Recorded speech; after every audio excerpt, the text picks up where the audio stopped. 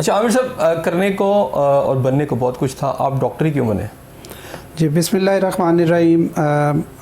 अल्हम्दुलिल्लाह आपने ये मेरे से सवाल पूछा है, बड़े खुशाइंद बात है। इसलिए कि जब हम एफएससी के दौर में होते हैं, हम डिस्कशंस करते हैं, और कभी ख़ास तौर पे जिस दौर में हम लोग एफएससी में थे तो बहुत महदूद चॉइसेस होती थी हमारे पास।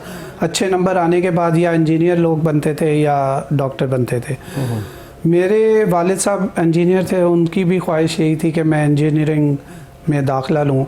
और मैं घर से जब निकला और मैं फॉर्म भरने लगा इंजीनियरिंग के और भर दिए, बल्कि तो वालदा ने से बात हुई मेरी फ़ोन पे। वालदा कहने लगी कि बेटा डॉक्टर बन जाओ। मैंने कहा फिर वालिद साहब से पूछ लें। वालिद साहब से जब दोबारा पूछा, उन्होंने कहा हाँ ठीक है, आमिर जो है वो हमदर्दी रखता है और धीमे मिजाज का है, तो उसके लिए ये शोबा अच्छा रहेगा, तो मुझे कोई एतराज़ नहीं है, तो आप बेशक जो है। और वो शायद इसलिए भी चाह रहे थे कि इंजीनियरिंग का, कि चूँकि वो इंजीनियर थे तो मुझे उसका शायद कोई एडवांटेज मिल जाता एडमिशन के वक्त उनके इंजीनियर होने का, तो ये वजह थी। लेकिन अल्हम्दुलिल्लाह मैं आज भी खुश हूँ कि मैंने डॉक्टरी की लाइन अडॉप्ट की, और वो हकीकतन मेरे मिजाज के मुताबिक रहा। चले, ये तो मिजाज के मुताबिक रहा और आपने ये लाइन अडॉप्ट की, लेकिन नज़र यही आता है कि एक ख्वाहिश थी आपके वालिद साहब की, एक आपकी मदर की, एक इंजीनियर चाहता था और एक चाहती थी कि आप डॉक्टर बने। आपकी अपनी ख्वाहिश उस वक्त क्या थी? मेरी अपनी ख्वाहिश जो है ना, अगर मैं उसके पीछे जाता तो शायद मैं आज आर्किटेक्ट होता। यानी दोनों नहीं कुछ और बनते हैं। जी ठीक हो गया। तो बिलोंग कहाँ से करते हैं? मैं लाहौर से ही। लाहौर से ही। और एजुकेशन इब्तदाई दौर से? मेरी education actually from class 6 onward Islamabad से ही है, और इस्लामाबाद में ही मैंने एजुकेशन हासिल की, वहीं मैंने एफएससी की, वहीं मैंने मैट्रिक भी और फिर बाद में एफएससी, और फिर मेरा रावलपिंडी मेडिकल कॉलेज में ही एडमिशन हुआ और वो मैंने कैरी ऑन किया। फिर हाउस जॉब भी मैंने वहीं की। हाउस जॉब के बाद फिर मैं लाहौर शिफ्ट हो गया, मेरे वालिद साहब की का इंतकाल हो गया, तो उसके बाद फिर हम लोग लाहौर शिफ्ट हो गए और लाहौर में फिर कैरी ऑन किया सारा करियर। बाहर भी गए एजुकेशन के लिए? Higher education? हायर एजुकेशन के लिए बाहर एज सच नहीं गया, लेकिन मैंने बाहर जाके सर्विस की है। साउथ अफ्रीका में मैंने तकरीबन 1.5 साल सर्विस की है, और वहाँ पे आपकी कंटिन्यूस एजुकेशन होती रहती है जब आप ऑन जॉब होते हैं। और मेरी ख्वाहिश थी FRCS करने की, जो कि मेरी करीबन हो गया मामला, लेकिन फिर मेरी वालदा ने मुझे वापस पाकिस्तान आने को कहा, तो मैंने लब्बैक किया और मैं वापस आ गया। अच्छा, ट्रैवलिंग से, सफ़र से इंसान बहुत कुछ सीखता है, आपने क्या सीखा है? जी हाँ, अल्हम्दुलिल्लाह मुझे सफ़र करने का मौका मिला साउथ अफ्रीका में, फिर मैंने इस साइड पे फार ईस्ट की तरफ भी मैंने सफ़र किया, मिडल ईस्ट में भी मैंने सफ़र किया। हमें जो सबसे एक डिफरेंस नज़र आता है वो डिसिप्लिन का नज़र आता है। हम जब उन जगहों पे पहुंचते हैं, एयरपोर्ट से ही हमें एक डिसिप्लिनाइज्ड लाइफ नज़र आने लग जाती है। अब जिस तरह हम लोग जब कीनिया में पहुंचे, तो कीनिया ऑल्दो के हमारे से कई लिहाज से कमतर है, लेकिन वहाँ पे सर्विसेज का होना, मौजूद होना, उनका स्ट्रीमलाइन हुआ होना, उनका डिसिप्लिन में होना, वही मुतासर कुन हो जाता है। इसी तरह आप फिर जैसे जैसे जिस तरह मैं सिंगापुर जब गया, तो सिंगापुर में आप ना सिर्फ डिसिप्लिन है, वहाँ की क्लीनलीनेस देख के ही आप मुतासर हो जाते हैं। वहाँ इतनी सफाई और इतनी सुथराई है कि आप तसव्वुर भी नहीं कर सकते कि शहर इस तरह का हो सकता है जहाँ पे आबादी रहती है। हम डिसिप्लिन क्यों नहीं है? मुश्किल सवाल पूछ लिया आपने। मुश्किल भी है और आसान भी है। आसान इसलिए कि डिसिप्लिन जो होता है ना, वो इंसान अपने घर से सीखता है, और हमारे इक़दार बहुत अच्छे रहे हैं। हमारे ख़ुसूसन जो फैमिली के इक़दार हैं वो बहुत अच्छे हैं। हमारा इंटीग्रेशन बहुत अच्छा है अपने फैमिली में, अपने मोहल्ले में, उसमें। लेकिन हम जो असूल पसंदी है ना, उसको भूल चुके हैं। हम असूल से हट जाते हैं, हम सिफारिश करते हैं, हम कोई काम में रुकावट आए तो हम बजाय उसको तरीके से करने के, हम बाईपास करने की कोशिश करते हैं। हमें जल्दी रहती है हर वक्त। ये वो मसाइल हैं जिनकी वजह से, जिस तरह आप देख लें ट्रैफिक का आप हाल देख लें, घर से हम चाहे 2 घंटे लेट निकले लेकिन जब हम सड़क पे पहुंच जाए तो हमारा दिल होता है कि 10 मिनट में अपने सफ़र मुकम्मल कर लें, और उसी वजह से हम इशारा भी काटते हैं, लोगों को भी डॉज करते हैं, कट्स भी मारते हैं गाड़ी का या मोटरसाइकिल का। तो वो that is the point. Health system जो है, आपने जितने भी ममालिक का दौरा किया, ये जो आपने स्टडी की, किस मुल्क का आपको बेहतर लगा और पाकिस्तान हम कितना पीछे हैं? और मेन अगर मैं कॉजेज़ की बात करूं तो क्या आपको लगता है कि मेजर कॉजेज़ 1 2 3 ये हैं? अगर हम कंपेयर करें जिस तरह साउथ अफ्रीका में मैंने देखे, मैंने सर्विस की वहाँ पे, और उधर हॉस्पिटल्स का, तो जो जिस लेवल पे मैंने हॉस्पिटल किया है वो ऑलमोस्ट आप कह लें यहाँ का डिस्ट्रिक्ट हेडक्वार्टर लेवल था, बल्कि may be a little less tehsil headquarter level था, और लोग भी उसी नौयत से आते थे, सर्विसेज भी तकरीबन उसी तरह थी। लेकिन जो सबसे इम्पॉर्टेंट चीज़ थी वो ये थी कि एक पेशेंट ओरिएंटेड हो के सारी सर्विस को मुहैया करना। फिर अकाउंटेबिलिटी बहुत ज़्यादा थी। हमें सबसे पहला मशवरा ये दिया गया था कि आप अपना लॉयर कर लें, ताकि कल को कोई मसला हो तो आपका लॉयर उससे निपट सके। यानी अकाउंटेबिलिटी और जो ऑडिट है ना वो बहुत ज़्यादा, क्लिनिकल ऑडिट बहुत ज़्यादा होता था।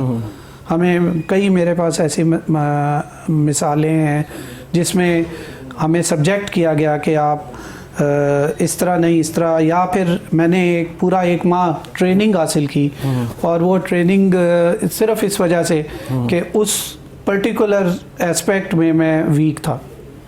तो ये एक सिलसिला है जो इम्प्रूव करता है हमारी सिस्टम्स को। अच्छा डॉक्टर साहब, अभी आपने बात की कि आपको वहाँ सिखाया गया कि जनाब अपना लॉयर कर लें डॉक्टर को, लेकिन यहाँ पाकिस्तान के अंदर हम देखें, मुझे लगता है कि लॉयर की ज़रूरत नहीं होती, चाहे डॉक्टर कुछ भी कर दे, कोई भी मिसहैप कर दे, कुछ भी वो नेग्लिजेंस कर दे, तो आगे जो कमेटी बन तो जाती है, कमेटियाँ तो बनती रहती है, लेकिन अगर आप रिकॉर्ड उड़ा के देखें तो वो कमेटियाँ किसी डॉक्टर को कुछ नहीं कहती। ये एक आम शिकायत है मरीज़ों की और उनके लवाहकीन की। मेरा ख्याल है इसमें ना थोड़ा सा हमें इल्म नहीं है, वरना हमारा यहाँ पे भी अब बड़े अरसे से हेल्थ केयर कमीशन बन चुका है। तो जो हेल्थ केयर कमीशन का काम है बेसिकली वो इसी चीज़ को देखना है, ऑडिट करते हैं, वो क्लिनिकल ऑडिट करते हैं। कोई मसला हो जाए, कोई उसमें जांचने का मेयार होता है ना कि ये काम गलती से हो गया है, या ये नेग्लिजेंस से हुआ है, या ये शेयर नेग्लिजेंस है, उसको जांचने के लिए हेल्थ केयर कमीशन का वजूद है। अब इससे पहले पाकिस्तान मेडिकल डेंटल काउंसिल, जो आप पाकिस्तान कमीशन के नाम से, पीएमसी के नाम से है, मेडिकल कमीशन, वो भी इसके साथ पार्टनर है। अगर कोई मामलात जो क्लिनिकली सही नहीं हुए वो अगर हो जाएं तो उसको फिर पीएमसी भी देखता है, हेल्थ केयर कमीशन भी देखता है। तो लॉफुल इदारे तो यही हैं। अबव डैट बाकी हमारी जुडिशरी सिस्टम तो मौजूद है। अच्छा डॉक्टर साहब, सर्विस हॉस्पिटल में जब से आपने यहाँ चार्ज संभाला है, आपने कौन से ऐसे मेजर स्टेप्स किए हैं जिसे हम एक तब्दीली का लफ्ज़ सुनते हैं, यहाँ कोई तब्दीली आई हो? अभी तो वैसे बहुत थोड़ा टाइम मुझे हुआ है अगर तब्दीली के हवाले से देखा जाए, लेकिन जो सबसे इम्पॉर्टेंट चीज़ जो मैंने यहाँ करने की कोशिश की है, जब मैं आया हूँ तो यहाँ माहौल बहुत ज़्यादा डीमोटिवेटेड था और लोग डिप्रेशन में थे। कुछ वाक़यात इधर इस तरह प्रीवियस हुए थे जिनकी वजह से हमारा स्टाफ जो है बहुत ज़्यादा डीमोटिवेटेड था।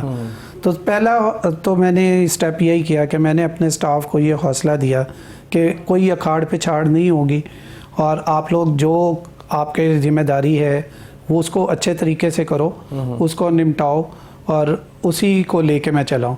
उससे मुझे डेफिनेटली सपोर्ट मिलना शुरू हो गई और लोगों ने जो है यहाँ जो स्टाफ है हमारा वो अब मुझे सपोर्ट कर रहा है। उससे फिर बेहतरी आती है, नंबर 1। नंबर 2 जो मैंने सबसे इम्पॉर्टेंट काम करने की कोशिश किया वो ये है कि हर एक काम को मैंने चैनलाइज करने की कोशिश की है। जिस तरह लोग मेरे पास साल की छुट्टी भी एक वो कागज़ लेके आ जाते थे कि जी इसको अलाउ कर दें। तो मैं फिर उनको ये कहता था कि ये इस तरह अलाउ ज़रूर हो जाएगी अगर आप रेगुलर तरीके से आए हो, लेकिन इसको फाइल में पुटअप करो, नोट लिखा जाए बाकायदा, उसके बाद आपकी फ़ाइल का करके लीव टाइटल बना के फिर उसको अलाउ करा के ले जाओ। और मैं ये भी उनको हौसला देता था कि आप बेशक अभी करके ले आओ, मैं अभी आपको कर दूंगा, लेकिन it should be on the file. इससे फिर चीज़ें चैनलाइज होना शुरू हुई। फिर यहाँ मामलात कुछ पुराने ऐसे चल रहे थे जो परचेजेस और उसके मामलात थे, ठीक है। उसको फिर हमने टैकल किया।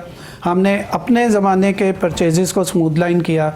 बड़ी तगोदो के बाद अब हमने ऑर्डर्स सारे प्लेस कर दिए हैं, तो वो हमारी इन्वेंट्री आना शुरू हो जाएगी। वरना स्टोर्स में भी बड़ा मसला हो रहा था कि जी चीज़ नहीं मिल रही थी, और हमें डेली के डेली जो है उसको कोप विद करना बहुत मुश्किल हो रहा था। लेकिन अब अल्हम्दुलिल्लाह वो चीज़ें चैनलाइज होने लगी हैं। फिर एक इम्पॉर्टेंट एस्पेक्ट होता है सर्विस डिलीवरी का। उसके हवाले से हमारे जो स्टेप्स हैं वो ये है कि सबसे ज़्यादा तवज्जो हमने फिर इमरजेंसी में दी, और जिस तरह गवर्नमेंट की भी डिपार्टमेंट की भी ख्वाहिश थी, हम उसको बरूए कार लाते हुए हमने अपने स्टाफिंग को वहाँ पे पाबंद किया कि वो हर वक्त अवेलेबल हो। इसी तरह मैंने अपने जो मेरे अपने साथी AMSs DMSs साहिबान हैं, इनको भी पाबंद किया कि ये भी अपनी जगह पे मौजूद हों, टाइम के हिसाब से मौजूद हों, राउंड द क्लॉक मौजूद हों। तो वो हमारी परफॉर्मेंस भी बेहतर हुई। फिर इसके अलावा जो एक और बड़ा इम्पॉर्टेंट एस्पेक्ट होता है वो क्लीनलीनेस का है। जब मैंने टेक ओवर किया तो क्लीनलीनेस के मामलात काफ़ी पेचीदा हो चुके थे, क्योंकि यहाँ पे कुछ हमारा स्टाफ सफाई का है मामूर ड्यूटी पे, और कुछ स्टाफ हमने आउटसोर्स किया हुआ है। तो वो जो आउटसोर्स किया हुआ था उस कंपनी के साथ भी मामलात कुछ इस तरह थे कि उनके आउटस्टैंडिंग बिल्स इतने थे, तो वो भी बड़ी बददिली के साथ काम कर रहे थे। लेकिन अल्हम्दुलिल्लाह उनके साथ बार बार निगोशिएट किया, उनके कुछ बिल्स अदा किए, तो अब वो भी हमारे साथ ऑन बोर्ड हैं। और सफाई के मामलात भी अगर किसी ने पहले देखा और आप देखें तो मुझे उम्मीद है कि वो यही कहेगा कि बहुत बेहतर हुआ है। इसी तरह फिर प्रोविजन ऑफ आर्टिकल्स है, प्रोविजन ऑफ सर्विसेज है, वो भी अल्हम्दुलिल्लाह कुछ बेहतर हुई हैं। लेकिन अभी मैं ये दावा नहीं कर सकता कि जी मैंने ज़मीन आसमान को जो है मैंने बदल दिया। इट नीड्स टाइम, उसमें और बेहतरी आने की गुंजाइश है, बल्कि बहुत बेहतरी आने की गुंजाइश है। और लेकिन हम जिस तरीके से काम कर रहे हैं, मेरा टीम अब मेरे साथ जिस तरह दे रही है और मैं जिस तरह सबको लेके चल रहा हूँ, तो मुझे पूरी उम्मीद है कि कुछ अरसे तक ये मामलात और भी अच्छे तरीके और बेहतर हो जाएंगे। अच्छा डॉक्टर साहब, कितना नंबर ऑफ, अगर मैं पेशेंट का रश देखूँ तो कितना इधर है मंथली का या ईयरली अगर हम करें इसको? एग्जैक्ट स्टैटिस्टिक्स तो मैं अभी वैसे नहीं आपको बता सकता, लेकिन डेली का ये है कि जिस तरह हमारी एमरजेंसी है वो तकरीबन 2500 लोग हमारी एमरजेंसी को डेली विजिट करते हैं। इसी तरह हमारी आउटडोर जो है वो 4,000 to 5,000 पेशेंट्स को डेली देखता है। उसमें फिर हमारी एडमिशन्स आप देख लें कि 1600 बेडेड हॉस्पिटल है ये, तो ऑलमोस्ट हमारी एडमिशन जो है 1400 से 1500 के दरमियान हर वक्त रहती है। ICUs हमारे हर वक्त ऑलमोस्ट फुल ही रहते हैं। और मशीनरी की सूरत हाल क्या? अक्सर होता है कि हॉस्पिटल्स की मशीनरी कोई कभी एक ख़राब होती है, कभी दूसरी ख़राब होती है। इक्विपमेंट के हालात कुछ बेहतर हैं हमारे, अल्हम्दुलिल्लाह। हमारे जहाँ पे जितने हाई एंड इक्विपमेंट्स हैं, MRI, CT स्कैन और अल्ट्रासाउंड्स और ये सारी मशीन्स वर्क कर रही हैं। कुछ जिस तरह आज की रिपोर्ट के मुताबिक हमारा सिर्फ एक मोबाइल एक्सरे यूनिट काम नहीं कर रहा, लेकिन वो भी रिपेयर हो गया है, उसको अब अंडर ऑब्जर्वेशन है कि वो उसको जिसको कहते हैं एक्सपेरिमेंटल तौर पे अभी हम कर रहे हैं। तो अगर उसका जब सर्टिफिकेट हमें मिल जाएगा 1-2 दिनों में, तो हम वो भी रेगुलर हो जाएगा। तो जनरली हमारा इक्विपमेंट सही जा रहा है। नाज़रीन, यहाँ ब्रेक ले लेते हैं। जब मैं ब्रेक के बाद वापस आऊँगा तो मज़ीद बात करेंगे, हमारे साथ रहिए।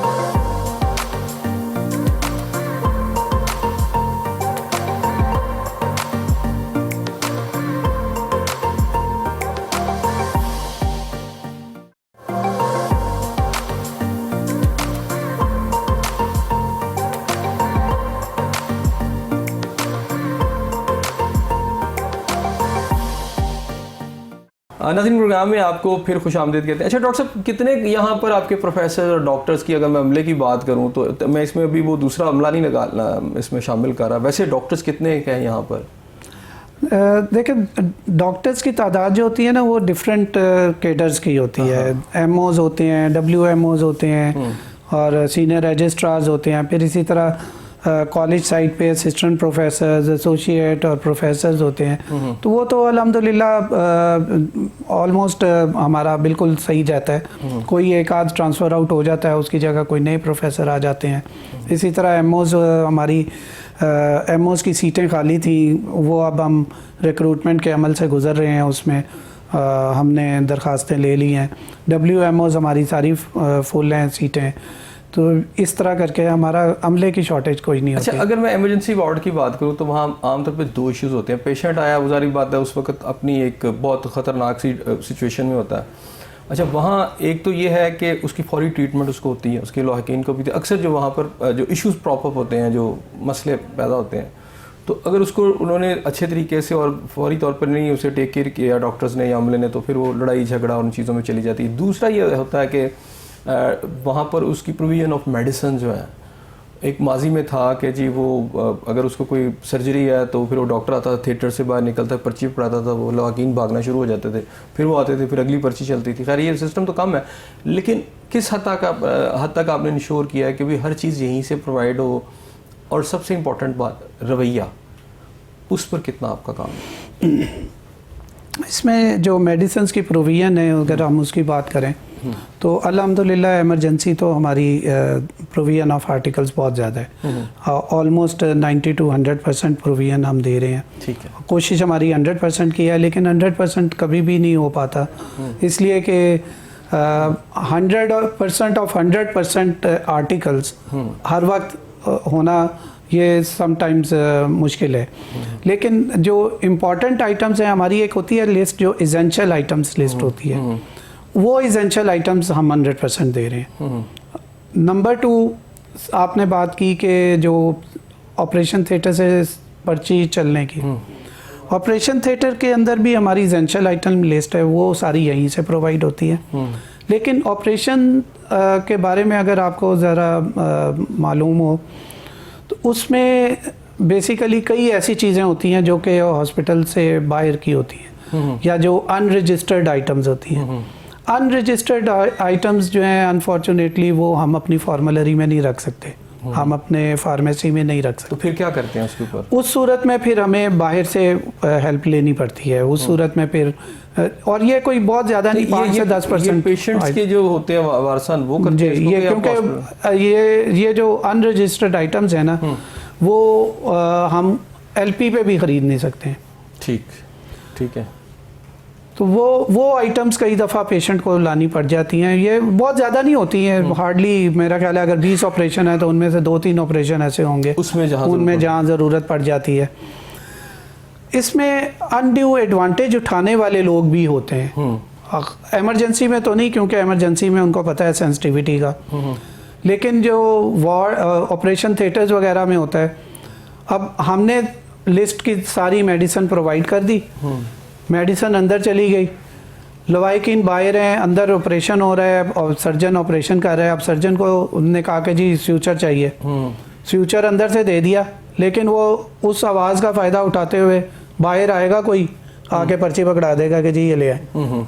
तो ये अनड्यू प्रैक्टिसेस जो है ना, ये इसको चेक करते हैं आप, यानी इसके उसके ऊपर आपका है नोटिस के भी ऐसा? जी बिल्कुल इसमें होता है। और इसमें जब शिकायत हम तक पहुंचती हैं तो हम इसको फिर फोर्सफुली इसको करवाते हैं अडॉप्ट। प्लस हमने एक सिस्टम ये शुरू किया हुआ है कि जो हमारी हॉस्पिटल की आइटम्स हैं बाहर ना जा सकें, तो हम रैपर्स वापस कलेक्ट करते हैं।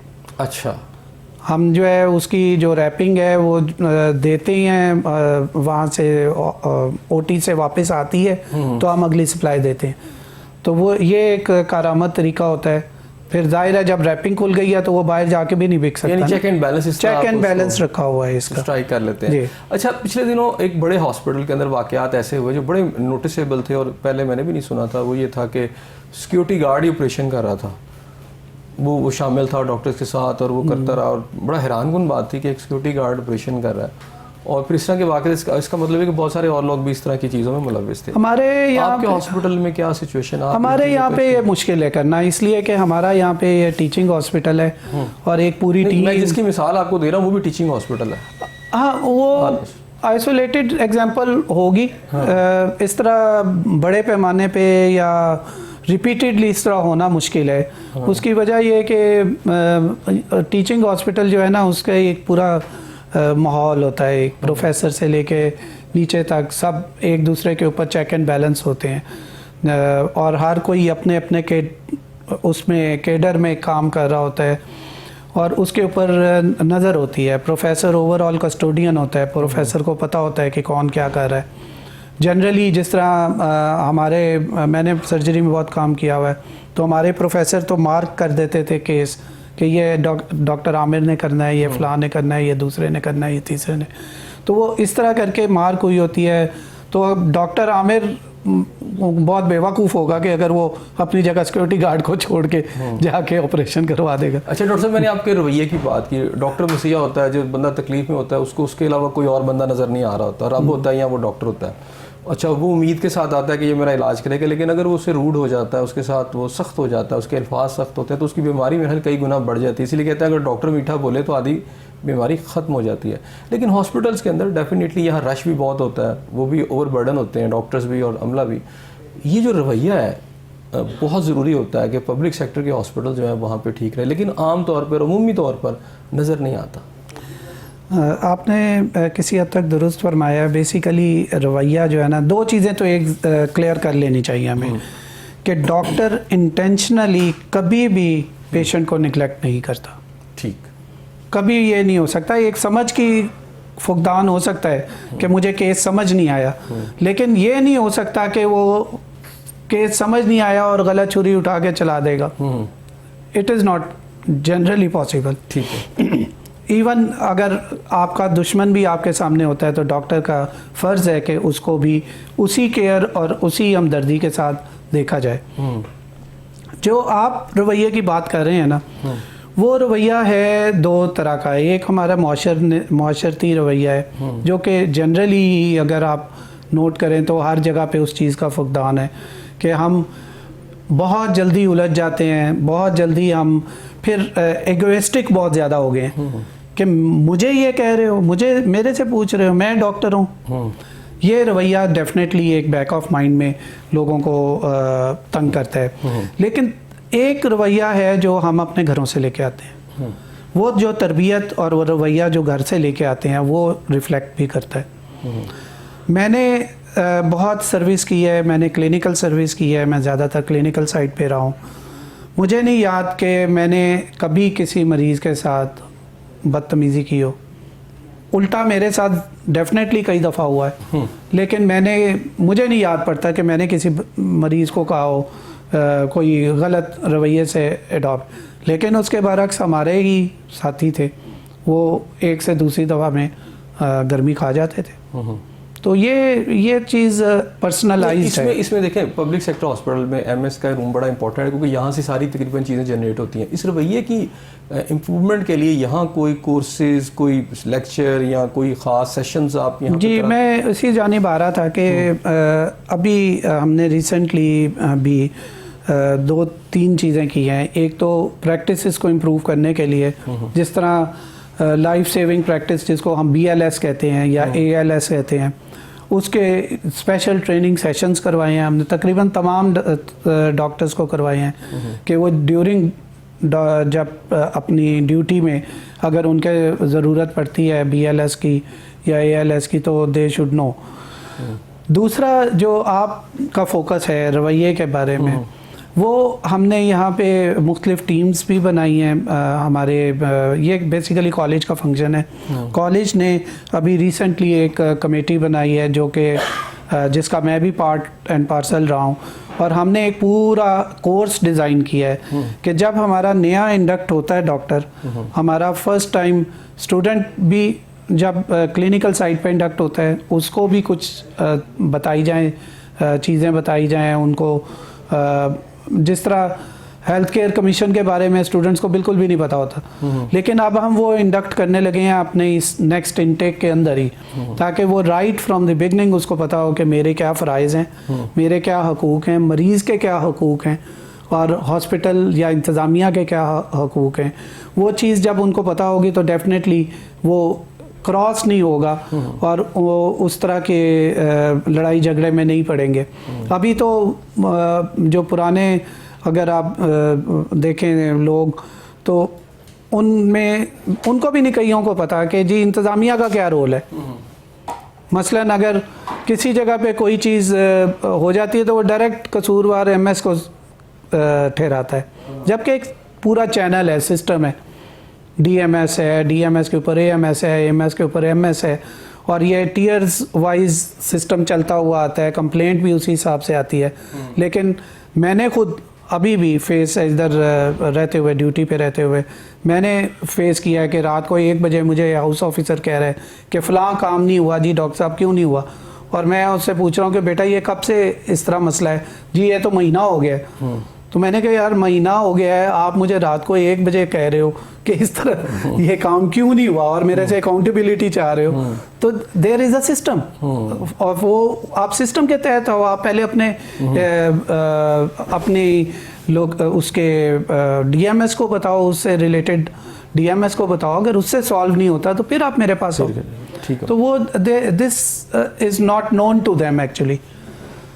तो ये चीज़ें अब हम सिखाने की कोशिश कर रहे हैं। फिर एक और इसमें, सॉरी आपकी बात काट रहा हूँ, इसमें एक स्टेप और जो हम कोशिश कर रहे हैं, एक हमारा हुआ करता था जिस तरह मॉर्निंग मीटिंग का माहौल होता था और हम उसमें मिल के सुबह जब बैठते थे तो उसमें बहुत सारी चीज़ें हम ट्रांसफॉर्म करते थे अपने जूनियर्स को। हमारे एमएस साहिबान हमें समझाते थे, हम फिर अपने जूनियर्स को समझाते थे। तो वो जिसको असेंबली का सिस्टम कहते हैं ना, वो मैं यहाँ पे ज़रूर प्रोमोट कर रहा हूँ, specially in the lower cadre, कि मेरे सिक्योरिटी गार्ड्स अब सुबह असेंबली करते हैं, मेरी नर्सेज जो हैं वो ड्यूटी पे आने, हाँ जी, ड्यूटीज़ पे आती हैं, तो आके वो जो 5-6 ड्यूटी पे इकट्ठी आती हैं जब, तो वो असेंबली करती हैं, एक दूसरे से पहले दुआ भी मांग लेती हैं, उसके बाद फिर वो एक दूसरे को कोई ना कोई पते की बात बताती हैं कि अगर इस तरह हो तो इस तरह करना है, और then they start their work. तो उससे ग्रेजुअली अगर रोज़ की अगर उनको एक भी नई बात पता चलती है तो डैट मीन्स पूरे साल में 365 उनको नई टेक्निक्स पता चलेंगी। और वो ज़्यादा फोकस हमारा इन्हीं चीज़ों पे है कि रवैये को किस तरह करना है। हम अपने गार्ड्स को, मैं खुद राउंड पे जाता हूँ, मैं गार्ड को समझाता हूँ कि या पीएनस को समझाता हूँ कि बेटा आप इनको, जिस तरह आज की ही मैं बात बताता हूँ कि पीड्स वार्ड में वो पीएन उनको अटेंडेंट्स को बाहर निकाल रहा था, बट मेरी नज़र में वो he was a little harsh. फिर मैंने उसको बाद में समझाया कि बेटा आप, ये फ़र्ज़ है आपका निकालना, लेकिन आपने इनको तरीके से निकालना है, किसी को आपने धक्का नहीं देना, किसी से उलझना नहीं है, रिक्वेस्टिंग अंदाज में करना है। उसके बाद फिर मैं दोबारा राउंड करके जब मैं वहाँ से गुजरा तो वो पीएन इसी तरह बिहेव कर रहा था, उसने सीख लिया थोड़ा कुछ। तो वो किसी को कह रहा था कि सर प्लीज़ आप बाहर आ जाएं, अभी राउंड होना है। तो वो ये this is how the attitude are changed. अच्छा डॉक्टर साहब, सारा टाइम जो है ये आप अपने शोबे को देते रहते हैं कि अपने आप को भी कोई टाइम देते हैं? अपने आप को टाइम इसी में से चोरी कर करके देना पड़ता है। अच्छा, जब वो चोरी करके टाइम मिल जाता तो क्या करते हैं? मेरी जो है ना 2 मखसूस आते हैं, एक खामोश बैठना, अच्छा, और दूसरा बुक रीडिंग। बुक रीडिंग यानी वो तो मुराकबा हो गया, खामोश बैठना, सोच विचार। हाँ मैं करता हूँ अल्हम्दुलिल्लाह। अच्छा, कुछ लोगों को होता है ना ट्रैवलिंग का शौक होता है, कुछ को म्यूज़िक का शौक होता है। वो शौक बहुत पीछे रह गए हैं अभी। मैं बड़ी मुश्किल से 4 माह पहले एक तुर्की का दौरा लगा के आया। तो वो मैं उस वक्त जनरल हॉस्पिटल में एमएस था। वो मरहूने मिन्नत ये हुआ कि प्रिंसिपल साहब ने इजाज़त दे दी तो मैं चला गया, वरना ट्रैवलिंग का शौक़ पीछे रह गया। अभी अब मैं जाना चाह रहा था 2-4 दिन के लिए, लेकिन मेरा दिमाग एंगेज रहता है अपनी रिस्पॉन्सिबिलिटी। अच्छा डॉक्टर साहब, आप रिस्पॉन्सिबिलिटी की वजह से आपका दिमाग एंगेज रहता है, आप यहाँ टाइम ज़्यादा देते हैं, उसके बाद जो टाइम आपको मिलता है वो आप बुक रीडिंग में या खामोशी में चले जाते, तो घर वाले तो नाराज़ ही रहते होंगे। इसमें कोई 2 राय हो नहीं सकती है। किस तरह मैनेज करते हैं? एक्चुअली मेरे अल्हम्दुलिल्लाह बच्चे जो हैं वो ऑलरेडी बाहर हैं, अच्छा। मेरी बेटी शादीशुदा है माशाल्लाह, बेटा बाहर जॉब कर रहा है। तो छोटा बेटा उसने ए लेवल्स किया है, तो अब वो कॉलेज यूनिवर्सिटी वाली साइड पे जा रहा है, तो अभी उसकी बच्चों एडमिशन में नहीं कोई हुई। डॉक्टर नहीं है? नहीं, ये क्या बात हुई, आप डॉक्टर और बच्चों में कोई डॉक्टर नहीं है? मैंने उन्हें आज़ाद छोड़ा है। अच्छा। मैंने अपनी उनके ऊपर विल नहीं, बल्कि उनकी विल से मैं चला, और मैं समझता हूँ कि अल्हम्दुलिल्लाह मैं बहुत कामयाब रहा हूँ। थोड़ी देर के लिए, एक दौर में डॉक्टर बनना बहुत ज़्यादा ज़रूरी समझा जाता था, बड़ी रिस्पेक्ट, और आज भी है तो सही, लेकिन आपकी इस बात से कि आपके बच्चे नहीं बने, क्या वजह आप समझते हैं कि उन्होंने उससे इंस्पिरेशन क्यों नहीं लिया आपसे या इस प्रोफेशन से? प्रॉबेबली इसमें दो तीन चीज़ें हैं। अक्सर लोग जो डॉक्टर्स अपने बच्चों को डॉक्टर बनाते हैं, वो ज़्यादातर अपने क्लिनिक्स और अपने हॉस्पिटल्स ओन करते हैं, और बैक ऑफ माइंड में होता है, या शौक भी होता है, ठीक, मतलब कि मेरा बेटा डॉक्टर ही बने। शौक मुझे भी था, लेकिन मैंने जो तयन किया, मैंने उनकी कैपेसिटी को तयन किया, और मैंने उनके साथ ज़बरदस्ती नहीं की। और जिस तरह मैंने बहुत अरसा पहले ही देख लिया था कि जी मेरा बेटा जो है वो शायद इतना प्रेशर ना ले सके पढ़ाई का, तो मैंने उसे फिर उसकी स्वाबदीद पे छोड़ा, और अल्हम्दुलिल्लाह ही डिड वेरी वेल। वो अब सीए उसने कर लिया हुआ है, वो अकाउंटेंसी में है और बेहतरीन जॉब कर रहा है। अच्छा डॉक्टर साहब, you are a success story of the society, who played the main role in building you? My family and my Mrs. उनका मेन रोल? बिल्कुल, और वालदा का भी ऑब्वियसली। वालदा ने मुझे हर जगह पे सपोर्ट दिया, मुझे दुआ दी, और मुझे उन्होंने एक बात कही जो मैंने पल्ले बांधी, और वो ये थी कि बेटा जो अल्लाह को बेहतर मंजूर हो वो आपके हक़ में हो। वो मेरे लिए हमेशा यही दुआ मांगती रही, और अल्हम्दुलिल्लाह मुझे फ़ख्र है इस चीज़ पे कि मैं जब मैंने सफ़र शुरू किया अपना मेडिसिन का, उसमें भी मैं कामयाब रहा। उसके बाद जब मैं मैनेजमेंट में आया, out of a sudden stroke of pain, तो मैनेजमेंट का सफ़र भी अल्हम्दुलिल्लाह मेरा कामयाब रहा। मुझे कोई रिग्रेट्स नहीं है, मैं खुश हूँ हर लिहाज से कि मैंने अपने मेहनत के बलबूते पे ये मुकाम अचीव किया है, और अल्लाह ताला की रज़ा से किया।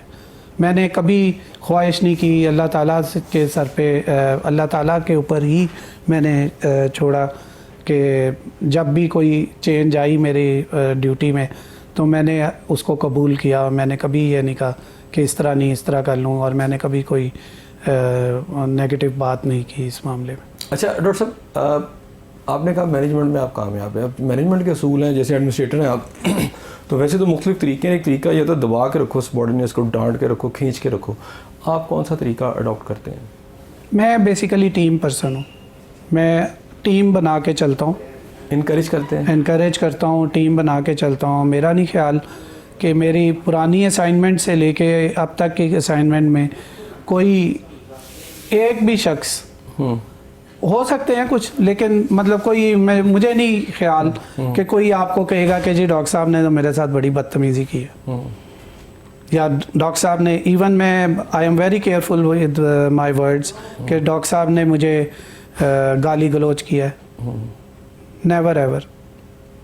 डॉक्टर साहब, इसमें बाज़ औक़ात आप तो चल रहे थे टीम वर्क बना के, लेकिन कुछ लोग फिर आपका डिसएडवांटेज भी ले जाते हैं उसमें से। ये फिर आपकी एक्सपीरियंसेस काम आते हैं। डिसएडवांटेज लेने की कोशिश करते हैं लोग, उसमें फिर आपने अगर जिस तरह मेरा अल्हम्दुलिल्लाह वर्सेटाइल एक्सपीरियंस है, और मैंने पेपर वर्क भी किया है, सेक्रेटेरियल जॉब भी की है, फील्ड में मैंने पर्सनली खुद काम किया है, हाथों से काम किया है, तो वो एक्सपीरियंस इज़ लॉट मोर, जो कि आपको गाइड कर देता है कि ये आपका एडवांटेज अनड्यू तो नहीं ले रहा। तो उसको फिर किस तरह डील करते हैं? फिर उसको पनिशमेंट होती है, वो किस अंदाज की आप देते हैं? अगर आपको लग जाता है, प्रूव भी हो जाता है? अव्वल तो बेसिकली जो है ना, अगर आपने प्रॉपर तरीके से आप काम कर रहे हो ना, तो अनड्यू आपके साथ होता नहीं है। फिर दूसरा ये कि मैंने हमेशा से इनकरेज किया है लोगों को, मेरे पास जो भी अपना काम लेके आए, मैंने उसे ये नहीं कहा कि आई हैव लर्न टू से नो एज वेल, कि किस काम को किस वक्त नो करना है और किस तरीके से करना है। किसी की ईगो को हर्ट करके आप नो करेंगे तो नुकसान होएगा, लेकिन अगर आप उसको समझा के करेंगे कि ये काम आपका इस वजह से नहीं हो सकता, तो फिर नुकसान नहीं होता, नंबर एक। दूसरा भी एग्री कर जाता है जी। और दूसरा एस्पेक्ट इसका ये होता है कि आपने काम करना है, आप सही तरीके से करो, आप मद्देनज़र रखो ऑडिट के कॉम्प्लिकेशंस या सारा कुछ आप ज़हन में रखो और उसके मुताबिक बिहेव करो, तो प्रॉब्लम कम ही आती है। अच्छा, अल्लाह ताला ने भी बंदों के लिए ना दोज़ख और जन्नत दोनों बना के रखी हैं। अच्छे काम करोगे जन्नत, बुरे काम किए तो दोज़ख। तो अब एडमिनिस्ट्रेशन के अंदर भी कैरेट एंड स्टिक की एक पॉलिसी होती है। सज़ाएँ तो हम सुनते रहते हैं, अब उन्हें अपने अमले को उसमें जो है एडवांटेज क्या देते हैं, फ़ायदा क्या देते हैं कोई अच्छा काम करता है जब? हमारे पास अनफॉर्चुनेटली बहुत ज़्यादा वर्सेटिलिटी नहीं है, लेकिन मैं अभी भी हम यही बात कर रहे थे प्रिंसिपल साहब के साथ मीटिंग में, कि हम अपने स्टाफ को इनकरेज करने के लिए किस तरह उनकी ऑनरेरियम या कोई देने का सहूलत, तो वो अब हम इंशाल्लाह ताला अपने नेक्स्ट बोर्ड ऑफ मैनेजमेंट की मीटिंग में कोई इस तरह का स्ट्रक्चर लेके जा रहे हैं कि जो लोग अच्छा काम कर रहे हैं उनको कम से कम अप्रिशिएट किया जाए, उनको माली मामनत अगर हो सके तो वो भी दी जाए, सर्टिफिकेशन की जाए, ट्रॉफीज़ दी जा सकती हैं। इसी तरह जो आपने सज़ा की बात की है, तो उसमें आई बिलीव के बहुत सारे काम जो है 90% लोग आप जब उनकी पर्सनल हेयरिंग करते हैं और उनको समझाते हैं तो वो ठीक हो जाते हैं, रिजॉल्व हो जाते हैं। अच्छा डॉक्टर साहब, जो सर्विसेज हॉस्पिटल है इसके अंदर एक बहुत बड़ा इशू आपको पता है, यंग डॉक्टर्स बड़े एग्रेसिव भी रहे, माजी में बहुत ज़्यादा हम स्ट्राइक्स भी देखते रहे, तो ये एक हब बना रहा है, एक फोकस बना रहा है पूरे। इवन मैंने देखा है मैं हॉस्पिटल में इतनी इशू नहीं बना, शायद जिना हॉस्पिटल में, और यहाँ पर कुछ ज़्यादा इशूज़ नज़र आए, इसकी वजह क्या है? असल में मैं समझता हूँ कि ये जो यंग डॉक्टर्स आप कह रहे हैं, ये नॉट ओनली यंग डॉक्टर्स वाली बात नहीं है, ये डॉक्टर्स हैं। नहीं, लेकिन खुद को ये यंग डॉक्टर्स कहते हैं ना, अपनी तो एसोसिएशन भी उन्होंने वही बना रखी है। हाँ, लेकिन डॉक्टर्स हैं और डॉक्टर्स के बहुत सारे बुनियादी मसाइल भी हैं, और ये बुनियादी मसाइल हल करने जब आते हैं आपके पास, अगर आप उनका मसला हल नहीं करते तो फिर वो एक फोर्स बन जाते। लेकिन मेरे साथ अल्हम्दुलिल्लाह यहाँ पे कोई कभी इस तरह का मसला नहीं आया। हाँ। और मेरे पास आते हैं, जो कोई काम जो जेन्युइन काम होता है वो मैं फ़ौरन करता हूँ, फ़ौरन से बेशतर करता हूँ। अच्छा, एक बड़ा बारीक सा नुकता है वैसे, मैं समझता हूँ कि इनके साथ बाज़ का ज़्यादती भी होती है, इनके मसाइलों से हल भी होना चाहिए, हम उस पर कोई दो राय नहीं है, ये भी डॉक्टर्स हैं, लेकिन उसके साथ साथ डॉक्टर एक मसीहा है। एक पेशेंट पड़ा हुआ डेथ बेड पर, उसको ऑपरेशन की ज़रूरत है या उसको ट्रीटमेंट की ज़रूरत है, और डॉक्टर स्ट्राइक पे चला गया कि मेरे साथ ये ज़्यादती है, ये रवैया ठीक है? ये रवैया कतन ठीक नहीं है। अगर डॉक्टर हैं, आपने एहतजाज करना है, आप एहतजाज ज़रूर करो, ठीक है, लेकिन एहतजाज का तरीका कलम छोड़ एहतजाज नहीं है। आप मरीज़ को किसी सूरत में भी छोड़ नहीं सकते। ठीक हो गया। ये यहाँ पे मैं ज़रूर इस बात को डिस्करेज करूँगा और मैं इसको कहूँगा कि ये नहायत गलत एटीट्यूड है कि हम पेशेंट्स की को अटेंड ना करें और स्ट्राइक पे चले जाएं। हमें ऐसा नहीं करना चाहिए।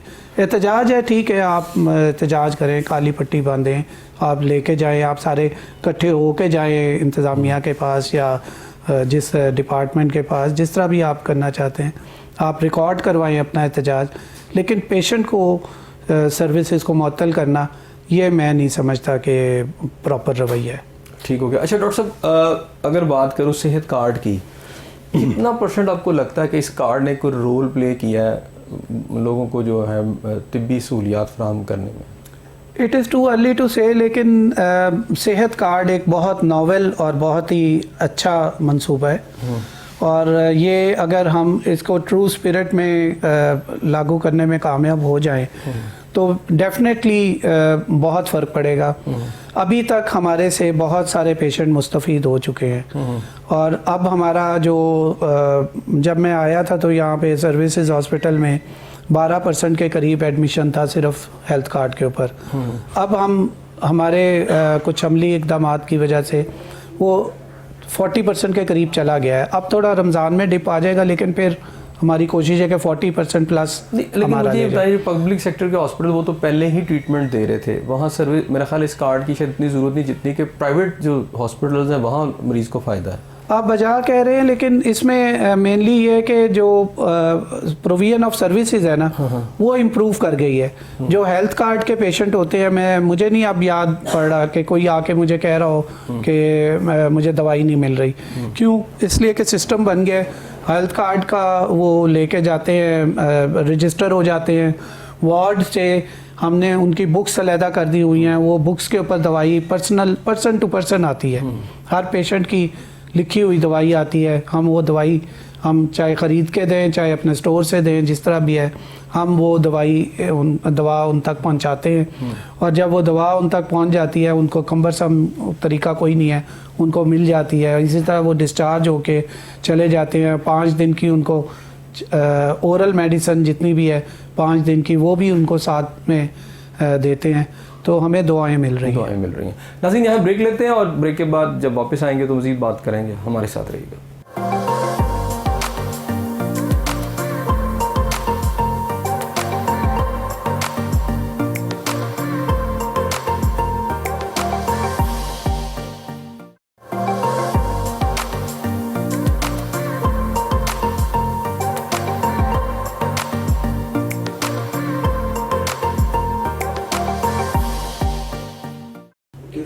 जी नाज़रीन, प्रोग्राम में आपको फिर एक दफ़ा वेलकम कहते हैं। अच्छा डॉक्टर साहब, आम तौर पे इमरजेंसी में अंदर एक जो मैंने ख़ास जो चीज़ नोट की अक्सर, वो ये है कि वहाँ पर बिल्कुल क्रिटिकल कंडीशन में लोग आते हैं, डेथ बेड पे किस्म की हालत होती है, लास्ट उसका टाइम चल रहा होता है और डेथ भी हो सकती है।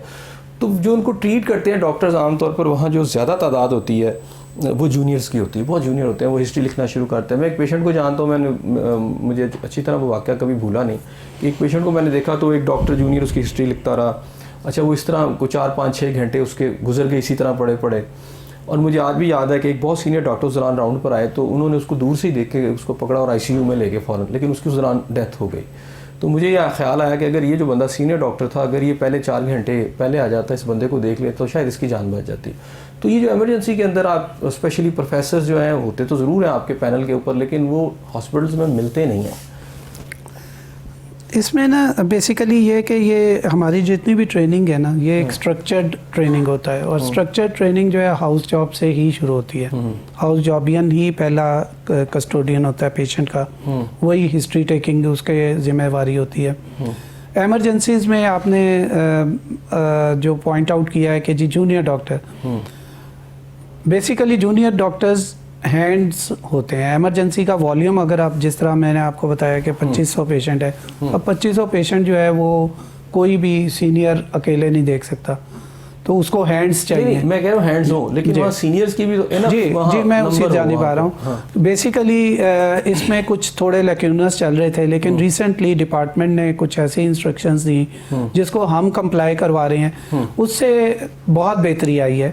और हमारा जो FCPS जिसने किया होता है वो जनरली SR के टाइटल से हम उसको, अब उसको हमने पाबंद किया है कि 24/7 वो उधर मौजूद होता है। और वो हम पीरियोडिकली डेली बेसिस पे, यानी कि कभी हफ्ते में एक दफ़ा, डेली बेसिस पे 2-3-4 दफ़ा जो है उनकी अटेंडेंस ली जाती है रैंडमली, और ये चेक किया जाता है कि वो मौजूद हैं उधर फ्लोर पे कि नहीं। फिर हमने उनके नेम्स रोल डाउन करना शुरू किया हुआ है, हमने स्क्रीन्स लगा दी हैं खाली हमारे सर्विसेज में नहीं, सारे तमाम हॉस्पिटल्स में उनके ऊपर उनका नाम चल रहा होता है, तो वो they can not dodge away, नाम से विद नेम चल रहा होता है कि ये आज ड्यूटी पे ये साहब और ये उनकी टीम मौजूद है। तो उससे बहुत बेहतर हुआ है मामला।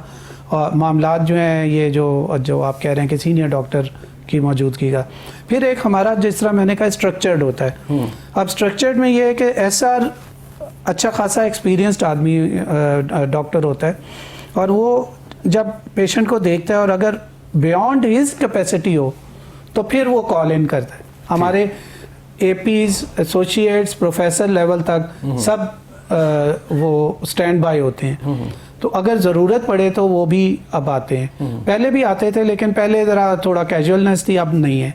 अब रिस्पांस बहुत अच्छा है। फिर जिन जिन यूनिट्स का डे होता है, उन यूनिट्स के सीनियर डॉक्टर्स में से कोई एक ज़रूर राउंड करता है। पहले ये भी बड़ा रेयर होता था कि कोई विदाउट कॉल आके राउंड कर ले, लेकिन अब इस तरह नहीं है। अब सीनियर डॉक्टर एक दफ़ा ज़रूर राउंड करता है। अच्छा डॉक्टर साहब, लाहौर के अंदर मैं देखता हूँ पब्लिक सेक्टर के कई हॉस्पिटल्स हैं, लेकिन जब आप उनको विज़िट करें तो आपको पता चलता है जो रश ऑफ पेशेंट है वो कोई मरीद के से आ रहा है, कोई शेखुपुरा से, इवन अफगानिस्तान से लोग आ रहे होते हैं, इधर पेशावर से कोई आ रहा है, कोई कहीं से आ रहा है। ये जो सिचुएशन है ये क्यों, कैसे ख़त्म की जा सकती है? बेसिकली ये इसका जो है ना स्ट्रॉन्ग रेफरल सिस्टम से ही ख़त्म हो सकती है। अब रेफरल सिस्टम हमारे यहाँ पे दो वजह से ख़राब मामलात होते हैं। एक तो ऑलरेडी एग्जिस्ट नहीं करता था तो लोगों को पता नहीं है। अब वो पेशावर से रवाना होता है कि पेशेंट लेके, और सीधा लैंड करता है जिना में, जबकि वो म्यू में भी जा सकता है। उसके अलावा जो दूसरी प्रॉब्लम पेश आती है वो ये है कि एक पेशेंट जिना में आया, उसने वहाँ दिखाया, उसकी तसल्ली नहीं हुई, वो उठाता है उस पेशेंट को, वो फिर चला जाता है म्यो में, म्यो से उठता है सर्विसेज में आ जाता है, और जितनी दफ़ा जिधर जाता है उतनी दफ़ा उसके उतने टेस्ट भी होते हैं, और नए सिरे से तो वो जो बर्डन ऑफ डिजीज़ जिसको कहना चाहिए, वो बर्डन इतना ज़्यादा इंक्रीज़ कर गया रेफरल सिस्टम ना होने से। जिस तरह मैंने आपको पहले बताया कि साउथ अफ्रीका में मोर और लेस हमारे तरह का सिस्टम है, but it was a structured, वो रेफरल बना होता था और पेशेंट को चलते वक्त पता होता था कि मैंने किस हॉस्पिटल में जाना है। ये रेफरल सिस्टम ठीक कौन करेगा? ये मेरा ख्याल है कि इसमें गवर्नमेंट ने बड़ा अच्छा स्टेप उठाया है। अब एक पिछले दिनों लॉन्च की है स्कीम, जिसको हब एंड स्पोक सिस्टम के नाम से लॉन्च किया है हेल्थ डिपार्टमेंट ने, और उसमें उन्होंने इसको किसी हद तक तकवीयत दी है कि अटैच कर दिए हैं डिफरेंट पेरिफेरी के हॉस्पिटल्स टीचिंग हॉस्पिटल्स के साथ। तो अब उनकी ड्रेनेज जो है या उनकी तरफ जाने से जो पेशेंट है वो रेफ़र हो या ना हो, लेकिन वो अटैच होने की वजह से पेशेंट का टेंडेंसी होगी कि वो उसी हॉस्पिटल में जाए। अच्छा डॉक्टर साहब, इंसान के जो गोल्स एंड टारगेट्स हैं वो बदलते रहते हैं, कभी वो अचीव कर लेता है और कभी अचीव नहीं कर पाता। एक एसी भर्ती होता है, वो फिर डीसी बनता है, फिर होते होते वो चीफ जो है आपका चला जाता है सेक्रेटरी तक। तो आपके टारगेट्स क्या हैं? मेरे टारगेट्स जो है ना अल्हम्दुलिल्लाह यही हैं कि मैं जिस जगह पे भी हूँ, जिस इदारे में भी हूँ, जिस सीट पे भी हूँ, उसका हक अदा करूँ और उसको संवारूँ, उस जगह को उसको बेहतरी की तरफ लेके जाऊँ।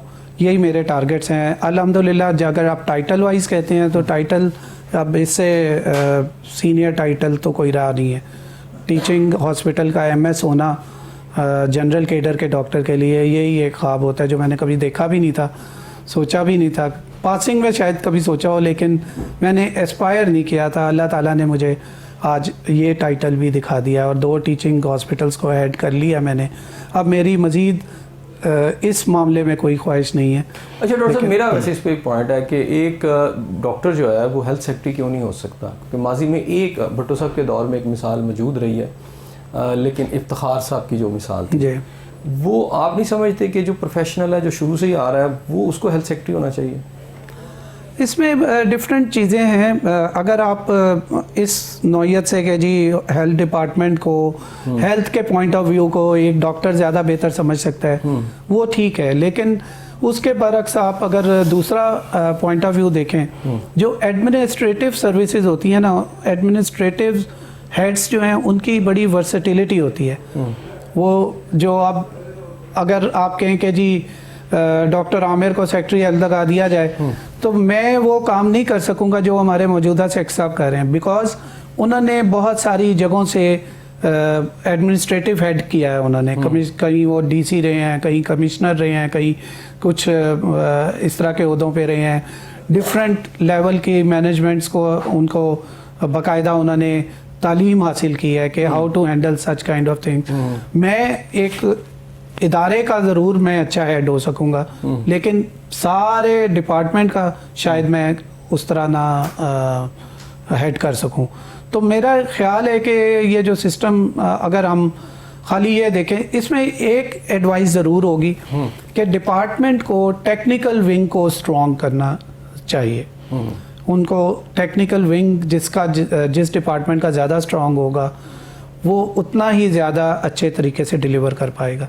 लेकिन अगर आप ये कहें कि जी डॉक्टर को ही हेल्थ डिपार्टमेंट का होना चाहिए या एजुकेशनिस्ट को ही एजुकेशन डिपार्टमेंट का होना चाहिए, वो शायद वो उस तरह ना डिलीवर कर पाए। क्योंकि एक अच्छा एजुकेशनिस्ट या एक अच्छा डॉक्टर जो है वो डॉक्टर तो अच्छा हो सकता है, लेकिन एक अच्छा एडमिनिस्ट्रेटर होना वो एक अलग बात है। डॉक्टर साहब, कोई पछतावा? अल्हम्दुलिल्लाह बिल्कुल भी नहीं। सेटिस्फेक्शन किस तरह मिलती है क्या करने से? सेटिस्फेक्शन का मेयार जो है ना हर एक अपना है, लेकिन जब आप शुक्र का कलमा पढ़ लेते हैं ना तो सेटिस्फेक्शन आपको मिल जाती है। डॉक्टर साहब, पाकिस्तानी कौम से और अगर किसी से कुछ कहना चाहते हो, कोई पैगाम देना चाहते हो तो ज़रूर दें। जी, मैं बिल्कुल अपनी मुल्क की खातिर चाहूँगा कि ये बेसिकली बुनियादी तौर पे अब हमारा मुल्क है, हमारे बच्चों का मुल्क है। हमें इसको जितना संवारना है उतना इसमें हमें मेहनत भी करनी है और इसके अंदर हमें अपनी एफ़र्ट पुट इन करनी है। जो शख्स जिधर भी बैठा हुआ है, जिस इदारे में भी है, जिस जगह पे भी काम कर रहे, उसको अपना पाकिस्तान समझे और उस इदारे को अपना पाकिस्तान समझ के उसको संवारने की कोशिश करे। ये मेरा पैगाम है मुल्क के हवाले से। और सेहत के हवाले से आप जितनी सेहतमंद ज़िंदगी गुजारेंगे और तौर तरीके अपनाएंगे, उतना ही अच्छी नेशन उभर के बाहर आएगी। तो मेरा आप लोगों से इल्तमास होगी कि आप सेहत के असूलों को सामने रखते हुए अपनी ज़िंदगी गुजारें, जिसमें अच्छी खुराक, अच्छी रहन सहन, अच्छी सोच और अच्छी तरबियत, इन सब का अमल दखल है। तो आपसे यही गुजारिश मैं करूँगा कि आप अपनी ज़िंदगी भी अच्छी गुजारें और अपने इदारे के लिए भी भरपूर मेहनत करके उसको अपना पाकिस्तान समझ के अपनी ज़िम्मेवारी को निपटाएं। बहुत शुक्रिया डॉक्टर साहब। जी नाज़रीन, डॉक्टर साहब की इस खूबसूरत बात के साथ कि आप जहाँ भी हैं, जिस जगह पे भी है, ये जो है बात ज़रूरी नहीं है कि आप किस ओहदे पे काम करें। ज़रूरी ये बात है कि आप जहाँ पे भी काम करें आप दानेदारी के साथ इस मुल्क की खिदमत करें, इस दुआ के साथ कि अल्लाह ताला आपको अपनी रहमतों के साए में रखे। अपने मेज़बान हसन ज़िया को इजाज़त दीजिए। अल्लाह हाफ़िज़।